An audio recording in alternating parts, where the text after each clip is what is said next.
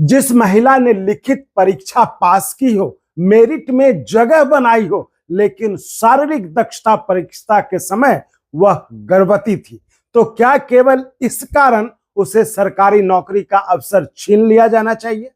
Allahabad high court की Lucknow bench ने इस सवाल पर बेहद महत्वपूर्ण फैसला सुनाया। हाईकोर्ट ने साफ कहा है कि गर्भावस्था को सरकारी नौकरी पाने में बाधा नहीं माना जा सकता, तो किसी महिला को मातृत्व और रोजगार में से किसी एक को चुनने के लिए मजबूर करना उसके अधिकारों का उल्लंघन होगा। तो आखिर ये क्या है मामला, आइए जानते हैं विस्तार से इस वीडियो में, और आप इस वीडियो के अंत तक साथ बने रहिएगा। नमस्कार, मैं चंदन कुमार और आप देख रहे हैं देश भर के कर्मचारियों की भरोसेमंद आवाज अंगवानी। साथियों, यह खबर केवल उत्तर प्रदेश की एक महिला अभ्यर्थी की नहीं है, यह देश की उन हजारों महिलाओं से जुड़ा सवाल है जो प्रतियोगी परीक्षा पास करने के बाद भर्ती प्रक्रिया के दौरान गर्भवती हो जाती है और फिर उनके सामने यह डर खड़ा हो जाता है कि कहीं उनकी मेहनत, उनका चयन और उनकी नौकरी का अवसर समाप्त तो नहीं हो जाएगा। तो आइए पूरा मामला आपको हम समझाते हैं। महिला अभ्यर्थी ने उत्तर प्रदेश अधीनस्थ सेवा चयन आयोग यानी यूपीएसएसएससी की वर्ष 2023 की वन रक्षक और वन्य जीव रक्षक भर्ती में आवेदन किया था। इस भर्ती में कुल 709 पद बताए गए, जिनमें 693 वन रक्षक और 16 वन्य जीव रक्षक के पद शामिल थे। लिखित परीक्षा के बाद महिला अभ्यर्थी को फरवरी 2026 में शारीरिक दक्षता की परीक्षा देनी थी। महिला अभ्यर्थियों के लिए 4 घंटे में 14 किलोमीटर चलने की शर्त निर्धारित थी, लेकिन शारीरिक दक्षता परीक्षा से लगभग 1 महीने पहले महिला अभ्यर्थी गर्भवती हो गई, तो उन्होंने आयोग से अनुरोध किया कि गर्भावस्था के कारण उनकी शारीरिक दक्षता परीक्षा कुछ समय के लिए स्थगित कर दी जाए। यह मांग परीक्षा से छूट नहीं थी। वह यह नहीं कह रही थी कि उन्हें बिना परीक्षा के नियुक्त कर दिया जाए, बल्कि वह केवल यह मांग रही थी, वह केवल यह गुहार लगा रही थी कि सुरक्षित समय पर उन्हें वही परीक्षा देने का अवसर दिया जाए। लेकिन आयोग ने उनका अनुरोध स्वीकार नहीं किया। इसके बाद महिला अभ्यर्थी पहुंच गई इलाहाबाद कोर्ट की लखनऊ बेंच, और यहीं से इस मामले का सबसे महत्वपूर्ण बिंदु की शुरुआत होती है। अभ्यर्थी परीक्षा से बचना नहीं चाहती थी, वह नियम बदलवाना भी नहीं चाहती थी। उनका सवाल केवल इतना था कि क्या गर्भावस्था जैसी प्राकृतिक और अस्थायी स्थिति के कारण उनके वर्षों की तैयारी और सरकारी नौकरी का अवसर समाप्त कर दिया जाए। हाई कोर्ट ने उत्तर प्रदेश अधीनस्थ सेवा चयन आयोग के उस फैसले को रद्द कर दिया, जिसमें शारीरिक दक्षता परीक्षा स्थगित करने का अनुरोध ठुकरा दिया गया था। अब खबर के मुताबिक मुख्य न्यायाधीश अरुण भंसाली और न्यायमूर्ति जसप्रीत सिंह की खंडपीठ ने आयोग को 4 सप्ताह के भीतर अभ्यर्थी की शारीरिक दक्षता परीक्षा कराने का निर्देश दिया है। अदालत ने यह भी कहा कि यदि अभ्यर्थी शारीरिक दक्षता परीक्षा, चिकित्सा परीक्षण और मेरिट में सफल होती है तो उन्हें उस भर्ती प्रक्रिया के तहत नियुक्ति का लाभ दिया जाए, और तब तक संबंधित श्रेणी का, यानी कि जिस श्रेणी में वो महिला अभ्यर्थी आती हैं उस श्रेणी के एक पद को रिक्त रखने का मतलब आदेश भी दिया। अब यहां अंगवानी की स्वतंत्र और दस्तावेज आधारित पत्रकारिता को आपको सहयोग चाहिए साथियों। 500 रुपए की एनुअल मेंबरशिप यानी दिन के 1.5 रुपए से भी कम से जुड़कर आप कर्मचारियों और अभ्यर्थियों की इस स्वतंत्र आवाज को मजबूत कर सकते हैं। मेंबरशिप की जानकारी डिस्क्रिप्शन में दी गई है।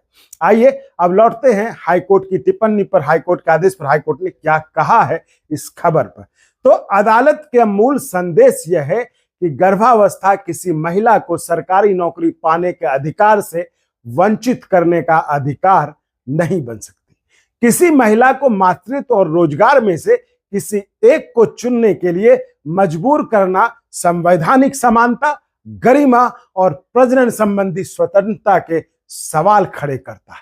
अदालत ने यह भी माना कि विवाहित होना या गर्भवती होना अपने आप में कोई अयोग्यता नहीं है। यदि भर्ती नियमों में शारीरिक दक्षता परीक्षा को बाद में कराने पर स्पष्ट रोक नहीं है तो प्रशासन को असाधारण परिस्थिति में मानवीय और संवेदनशील दृष्टिकोण अपनाना चाहिए। लेकिन यहां एक जरूरी कानूनी सावधानी भी समझ लीजिए साथियों। इस फैसले का अर्थ यह बिल्कुल नहीं है कि गर्भवती महिला को भर्ती के लिए निर्धारित शारीरिक या चिकित्सकीय मानकों से हमेशा के लिए छूट मिल जाएगी, ऐसा इसका मतलब नहीं है। अदालत ने संबंधित अभ्यर्थी को शारीरिक दक्षता परीक्षा देने का अवसर प्रदान किया है। उन्हें अब वो निर्धारित परीक्षा पास करनी होगी, चिकित्सा जो मेडिकल एग्जाम है उसमें भी सफल होना होगा और मेरिट की बाकी शर्तों को भी पूरा करना होगा।